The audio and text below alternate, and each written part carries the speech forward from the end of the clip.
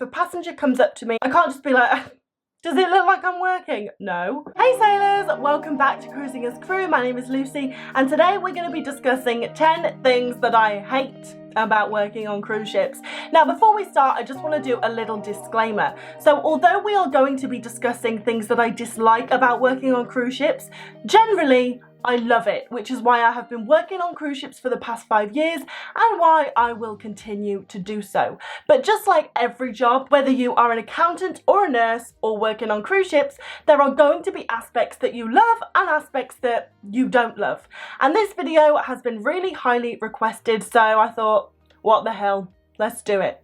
So without further ado, 10 things that I hate about working on cruise ships. The first one has got to be there are no days off. Now, of course, you have to have a certain amount of time off. We are not slaves. They cannot make us work 24 hours a day. However, when you sign your contract, it will most likely say you can work no more than 14 hours in a 24-hour period.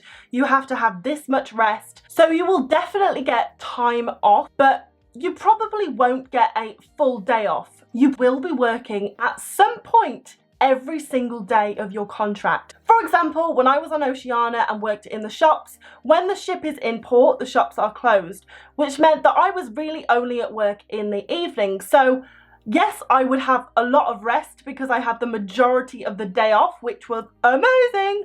But I worked every evening of that contract. When you have a job on land, most likely you work Monday to Friday and you get Saturday, Sunday to recover and then you start the week over again. That does not happen on cruise ships. Days of the week are pretty much obsolete when you're on board. What day is it? Sea day, port day, embarkation day.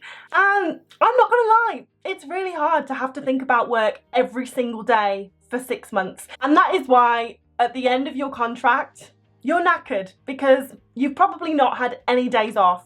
If you're really lucky, you've had 1 or 2.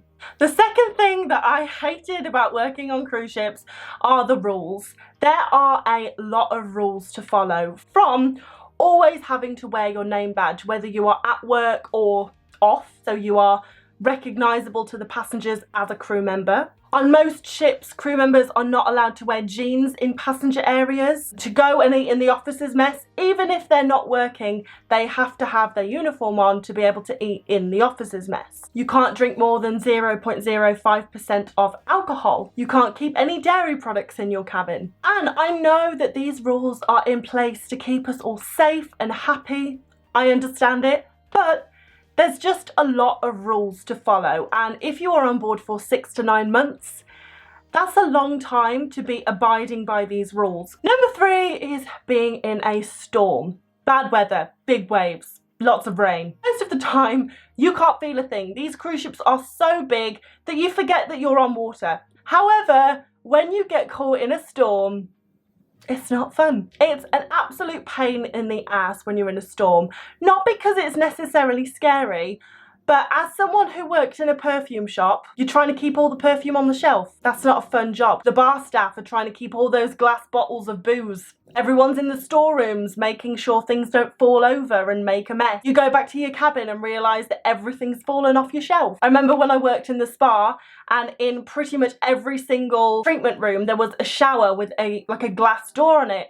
In the morning we came up to the spa to find that the majority of shower doors had smashed. So it's not that I'm seasick, it's not that it's particularly scary, it's that it's a pain in the ass when you're in rocky weather. Just so you know guys, I have actually made a video going through the 10 things I love about working on cruise ships, so just so you know, just bear that in mind. Number 4 is you are always on a time limit. If you have work, you obviously have to set an alarm, be up for a certain time, then you're going to go to lunch at a certain time, go to dinner at a certain time, you're going to go to bed at a certain time, the crew party starts at a certain time, and even if you have the day off the next day, or sorry, the morning off the next day, you're probably going to want to see the ports. So you're going to set an alarm, you're going to be out for a certain time. Obviously, the ship is going to leave, so you have to be back for a certain time. So for your whole contract, you are going to be looking at your watch. And I must say, one thing that I've really enjoyed about this pandemic is not having to look at my watch.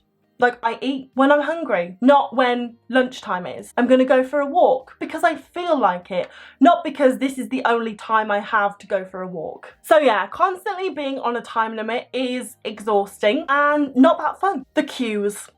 There is a queue for absolutely everything. Now obviously as a crew member, because you are on board for a long period of time, you get to know when the quiet times are, so you tend to avoid going to the buffet at prime time dinner time or getting off when you know that all the passengers are going to want to get off. But you always get caught in a queue, whether that is all aboard, you get caught in a queue to get back on the ship, or you know, maybe your dinner slot just happens to fall in prime time dinner time. Rhymes.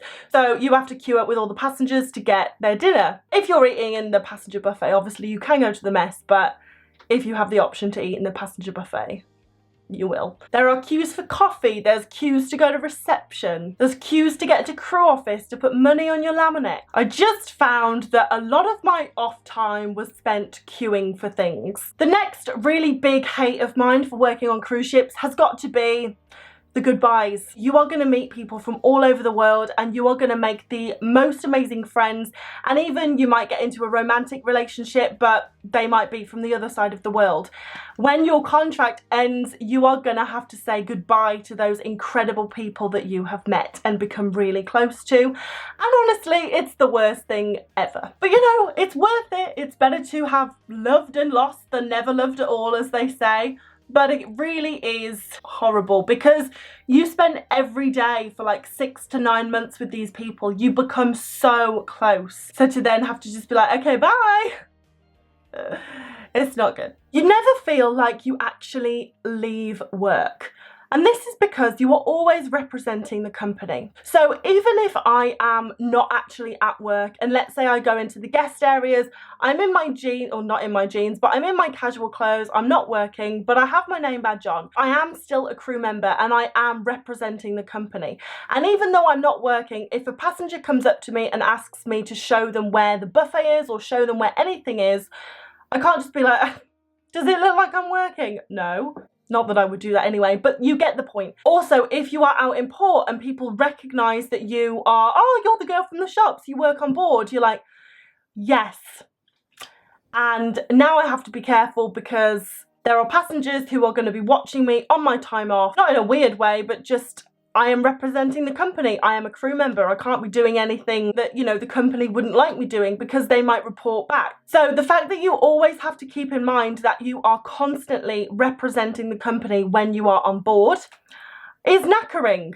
But you know, it's just one of those things. This isn't major, but it is, I'm going to say, a pet hate of mine. And that is the shower curtain. And anyone who has been a crew member or even a passenger on board will know what I mean. The shower curtain is awful because obviously it's a cruise ship, the bathrooms are quite small as it is. The shower is small. You make one move in the shower and the shower curtain is following you. You know, you turn around and you're all twizzled up in the shower curtain. And then if you put the shower curtain outside of the shower floor, you get water everywhere. So it's definitely something I enjoy not having to contend with when I am at home. Number 9 is going to be missing family events. So obviously you're away from a long period of time, you're going to miss birthdays, you're going to miss babies being born, you're going to miss weddings. Now it's okay because it's not like I can stop my life and stop doing what I want to do just because I want to be home for a specific wedding or a specific child being born.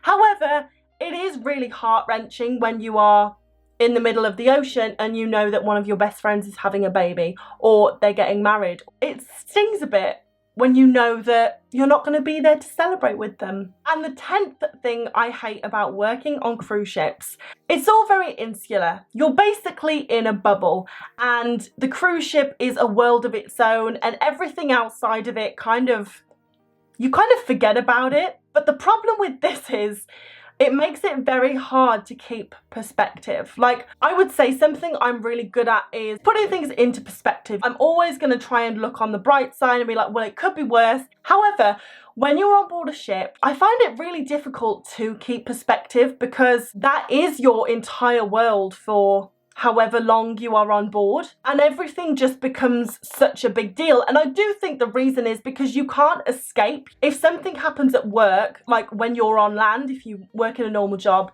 you go home to your family. If something happens with your family, you can escape by going to work. Whereas on board a cruise ship, everything is intertwined. You know, you live and you hang out with the people that you work with, and it's all one. So whatever you're feeling, you can't really escape, which makes it very hard to make it seem like a small issue. You know, if you're having a fight with a colleague at work, that might also be your roommate and the person that you go out in port with. They're very important in your life on board. And because there's no escape, it's really hard to think, it's just one person. It's not like I'm having an issue with everyone. It's really hard to think like that on board. I really hope that makes sense, because I honestly don't know how else to explain it. But yeah, it's hard to keep perspective when you are on board. But guys, thank you so much for watching. I really appreciate it, and I hope you have enjoyed this video, even though it's a little bit negative. If you have, please press the like button and the subscribe button. It would mean the world to me. And if you have any video suggestions or questions, you can let me know in the comments down below, or DM me over on Instagram at Cruising as Crew. Thank you so much for being here, and I will see you in the next video, guys. Bye.